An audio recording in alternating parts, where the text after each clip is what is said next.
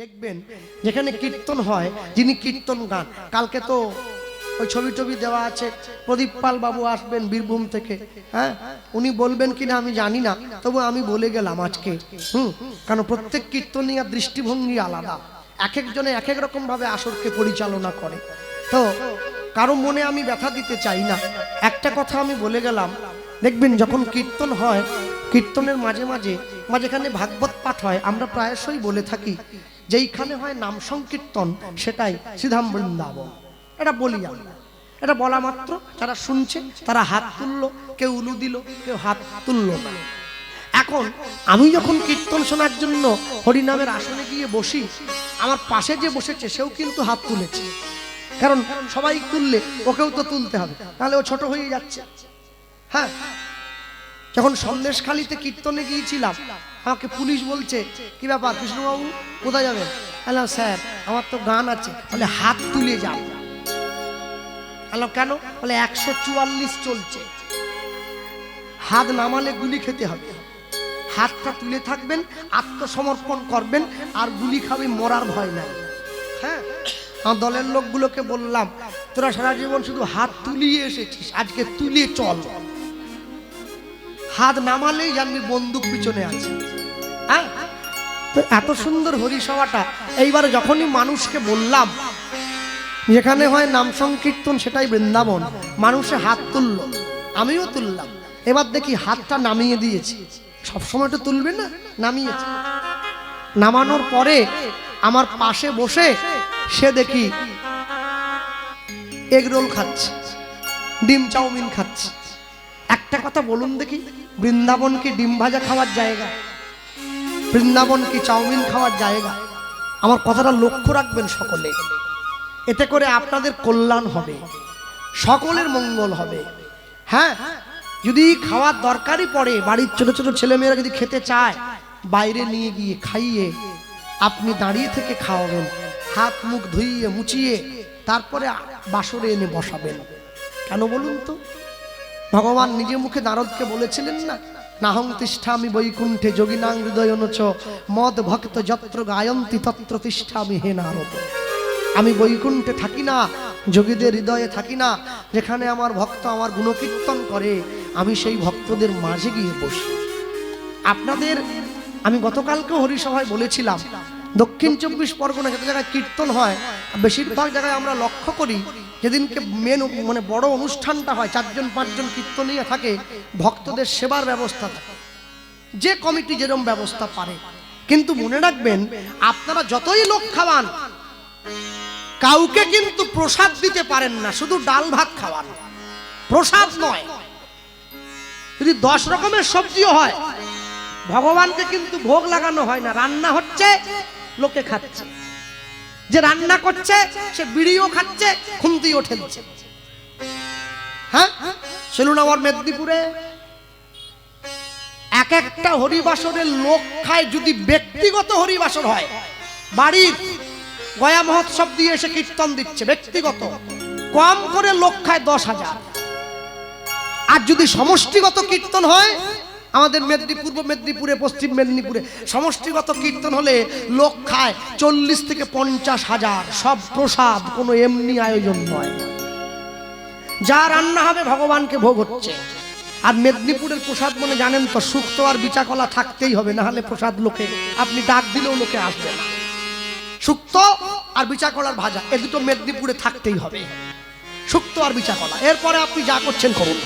মনে রাখবেন, মহাপ্রভু এতে সব থেকে বেশি প্রীত হয়, বেশি খুশি হয়। তাই আমি বলবো, যদি এই কমিটির বাবুরা আগামী দিন ভক্তদের সেবার ব্যবস্থা করে কিনা আমি জানি না, যদি করে, অন্তত যা সেবা হবে একটু গোবিন্দকে ভোগ দিয়ে সেটা নিয়ে গিয়ে যদি প্রসাদের উপর ছড়িয়ে প্রসাদই করে সকলের পাতে দেওয়া যায়, তাহলে যারা সাধুগুরু বৈষ্ণব এসেছে দূর দূরান্ত থেকে কীর্তন শোনার জন্যে, তারাও একটু প্রসাদ গ্রহণ করে ঘরে ফিরতে পারে, তাদেরকে শুধু মুখে ফিরে যেতে হবে না।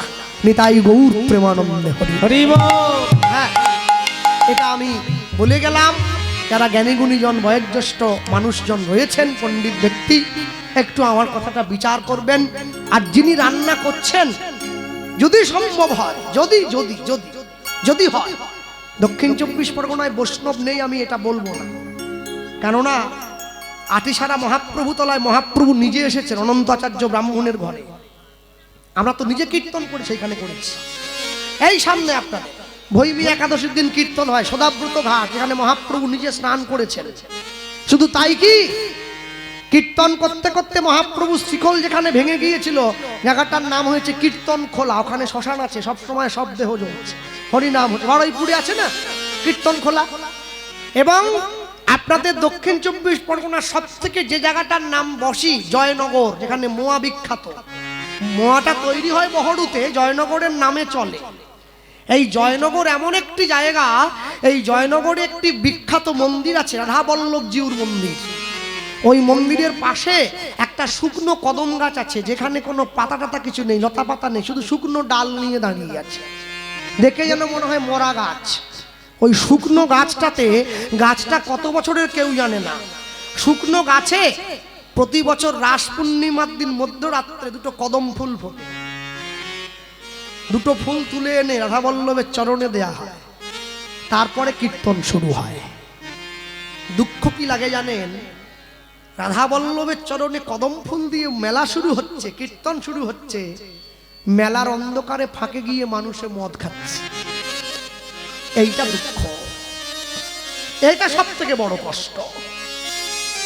অনেক মুসলমান ভাই আমার বন্ধু বান্ধব আছে, তো রমজান মাস চলছে। আচ্ছা বলুন তো, রমজান মাসে আপনাদের যারা পরিচিত মুসলিম যদি থাকে, কেউ দেখাতে পেরেছেন কোন মুসলমান রোজা রেখে মদের থেকে গিয়ে বসে আছে? দেখাতে পারবেন না। কেন বলুন তো? নিজের ধর্মকে সম্মান করে, ধর্মকে শ্রদ্ধা করে। আমি আজ পর্যন্ত কোনো মুসলিমকে দেখিনি মসজিদে নামাজ পড়তে গেছে মুসলমান বাড়ির লোক একটা জিন্সের প্যান্ট আর গেঞ্জি পরে, দেখেছেন? না, টুপি পরে, পাঞ্জাবি পরে, লুঙ্গি পরে, তারপরে যায়। তাহলে যারা মুসলমান ধর্মের মানুষ, তারা যদি ধর্মের পোশাক পরে ধর্মস্থানে যেতে পারে, তাহলে আপনি সনাতন হিন্দু ধর্মের বাঙালি বাড়ির মানুষ হয়ে কি করে লুঙ্গি পরে হরিনাম শুনতে আসেন? এই কথাটা কাউকে আঘাত দেওয়ার জন্য নয়, কষ্ট দেওয়ার জন্য নয়, এটা অনুভব করবেন। আমি বাড়ির সন্তানের মতো বলে গেলাম। আমি বছরে 220 জায়গায় ঘুরে বেড়াই, সুন্দরবন থেকে একবারে কোচবিহার পর্যন্ত। নবদ্বীপের দিকে গেলে, যদি কেউ নবদ্বীপে কীর্তন শুনতে যান, গেলে দেখবেন কীর্তনের প্রেম মানুষের অন্তরে। নদিয়ার মানুষ যে তারা, তাদের অন্তরে একবারে ঠাসা হয়ে আছে। গৌর বলার সঙ্গে সঙ্গে একবারে হা হুতাশ করে কেঁদে একবারে ধুলায় গড়াগড়ি দিয়ে পড়ে যায়। তবেই তো তারা ভক্ত, তবেই তারা অনুরাগী। হ্যাঁ, নদিয়া বাদকুল্লা বলে একটা জায়গাতে হরিনাম হয়, বাদকুল্লা ব্যবসায়ী সমিতি। আমরা প্রতি বছর যাই জ্যৈষ্ঠ মাসে, এবছরও যাব। কম করে 10 থেকে 15,000 ভক্ত হয় একটা মাসে। 2টো মাইক্রোফোনে গান গাইতে হয়। অত বড় মেলা বসেছে, আমি অবাক হয়ে গেছি। ডিম চাউমিন তো দূরের কথা, একটা পেঁয়াজির দোকান পর্যন্ত বসতে কমিটি দেয় না। বাজারের উপরে কীর্তন হচ্ছে। শুনুন, আপনারাই পারেন সমাজকে সংশোধন করতে। আমি বলবো না চাউমিন দোকান হবে না, হবে। হ্যাঁ, চাউমিন দোকান হোক, এগরোল দোকান হোক, কিন্তু সেটা যদি নিরামিষ হয়, ক্ষতি কোথায়? দুদিনের তো ব্যাপার। আপনাদের ডায়মন্ড হারবারের পাশে একটা গ্রাম আছে, গ্রামটার নাম হচ্ছে মলয়া। মলয়া হরিবাসরে আমি কীর্তন করেছি। এই কথাটা আমি বলেছিলাম, কমিটি আমাকে কথা দিয়েছিল, দাদা আগামী বছর থেকে বন্ধ, কথা দিলাম। আর সব কীর্তনীয় কীর্তন করে, প্যান্ডেল ভরায় সবাই, মানুষের মন ভরাতে পারে না কেউ। টাকা নেয়, পকেট ভরায়, বাড়ি চলে যায়। যে কথাটা আজ আপনি বললেন, আমাদের চোখ খুলে দিয়েছেন। আগামী বছর আমি গিয়ে দেখছি চাউমিনের দোকান বসেছে, এগরোলের দোকান বসেছে, আমিষ নয় নিরামিষ দিয়ে বসেছে, মানুষে কিনে খাচ্ছে। কমিটি নির্দেশ দিয়েছে হরিনামের অনুষ্ঠানে আমিষ চলবে না। মায়েরা তো নিয়ম আছে, বাড়িতে উনুন জ্বলে না, অনেক গ্রামে শীতল পান্তা চলে। কেন? অশান্তির আগুনটা নিভে গিয়ে যাতে শান্তি আসে, সেই জন্য শীতলতার ব্যবস্থা করা হয়েছে।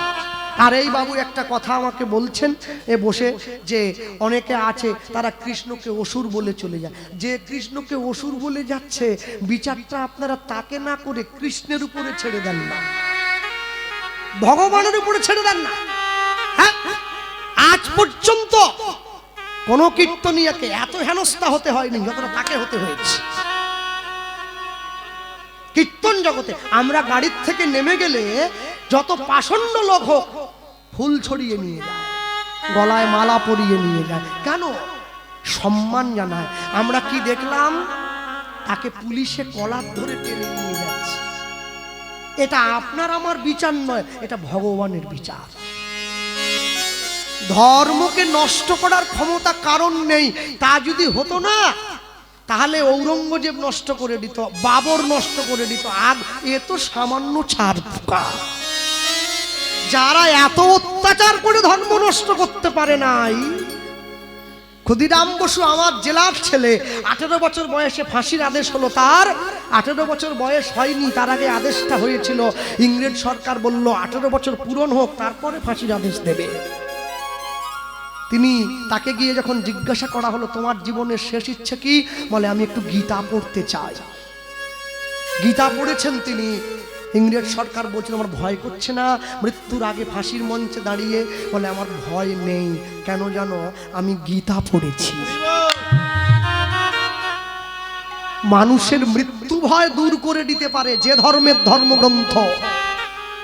সেই ধর্মের দিকে যারা আঙুল ওঠায়, যারা নিন্দা করে, যারা চলে, যারা চাটুকারিতা করে, তারা হয়তো কিছুদিন ঘুরে বেড়াচ্ছে, কিন্তু এই জয় তাদের চিরস্থায়ী নয়, থেমে তাদের যেতেই হবে। আজ হোক বা কাল, কাল হোক বা পরশু। মনে রাখবেন, কাউকে ব্যথা দিয়ে নয়, কাউকে কষ্ট দিয়ে নয়। নিতাই চাঁদ কি বলেছিল? মেরেছিস কলসির কানা, তা বলে কি প্রেম দেব না? আমি হরিসভায় দাঁড়িয়ে ইউটিউবের মাধ্যমে ঘোষণা করেছিলাম, সেই ব্যক্তি যেখানে থাকবে আমি সেই বাসরে কীর্তন করব না। তাতে শুনলাম তারা একটা পাল্টা ভিডিও বানিয়ে ফেসবুকে ইউটিউবে ছেড়েছে, আমি নাকি তাকে ভয় পাচ্ছি তাই আমি যাই না। ভয় নয়, তার সঙ্গে হরিবাসরে তারপরে আগে উঠতে আমার রুচিতে বাঁধছে, আমার ঘেন্না করছে, তাই আমি হরিবাসরটা পরিত্যাগ করেছি। সে যেখানে ভয় কি? ভয় একমাত্র ঈশ্বরকে পাই। যেদিন প্রথম আমি এসেছিলাম ভবে, আমি কেঁদেছিলাম, হেসেছিল সবে। এমন জীবন আমি করিব গঠন, যেদিন মরণে হাসিব আমি কাঁদিবে ভুবন। আমি যেদিন চলে যাব, আমার চলে যাওয়াটা দেখে বিশ্ব কাঁদবে, আমি হাসতে হাসতে চলে যাব। এটাই তো জীবন। বাসুদেব দত্ত সেই গৌরকে কোলে নিয়ে শিবাসঙ্গনে এসে দাঁড়িয়ে পড়েছে পদ্মাবতীর সম্মুখে। পদ্মা কই, স্বামী ঠাকুরটা দেখা না। অনেক কষ্টে ঘুম পাড়িয়েছে, মনে মনে ভাবছে আনতে বলেছিল জ্যান্ত, এনেছি মাটি। জানতে পারলে তো দুজনকেই ঘর থেকে তাড়াবে। হ্যাঁ, এক বন্ধু আরেক বন্ধুকে গিয়ে বলছে চল না কুম্ভে চান করে আসি। বলে কেন? বলে মনের পাপ টাপগুলো একটু ধুয়ে যাবে, সেই জন্য যাব। বলে বাড়িতে গিয়ে একটু বউকে বল কি কি পাপ করেছিস, বউ এমনি ধুয়ে দেবে, তোকে আর কষ্ট করে কুম্ভে যেতে হবে না, গিয়ে একটু বল, বাকিটা ও বুঝে নেবে। কুম্ভে যাচ্ছে চান করতে। গঙ্গা স্নানে দেহ পবিত্র হয়, মন পবিত্র হয় না। মন পবিত্র করতে গেলে নয়নের গঙ্গায় ডুব দিতে হয়, তবে মন পবিত্র হয়। হ্যাঁ, নিয়ে গিয়ে যখন সম্মুখে দাঁড়িয়েছে বাসুদেব দত্ত, সেই যে ঠাকুর ঘরের দরজাটা খুলে গৌরকে সিংহাসনে শুইয়ে দিয়ে দরজাটা বাইরে থেকে শিকল তুলে দিয়ে গঙ্গা স্নানে যাচ্ছে। পদ্মাবতী মনে মনে ভাবছে ছেলেটা যে কেমন হলো, একবার দেখবো বলে। হ্যাঁ, কি অবস্থা? মহাজন লিখছেন, ও গো পাশরিতে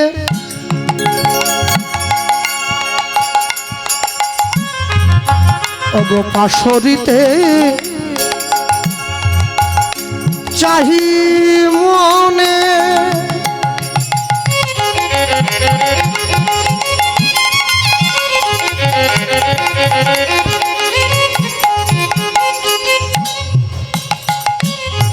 পাশরনা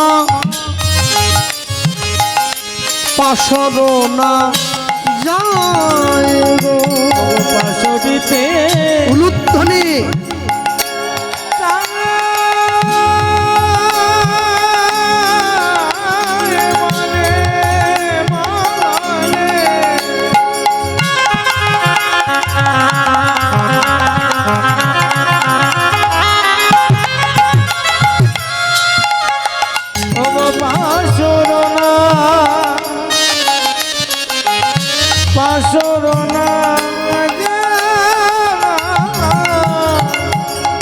আমি কি করিব কি হবে উপায় কি করিব কি হবে উপায় আমি কি করিব কি হবে উপায় আমি কি করিব কি হবে উপায় তব কহে দ্বিজ চণ্ডী দাসে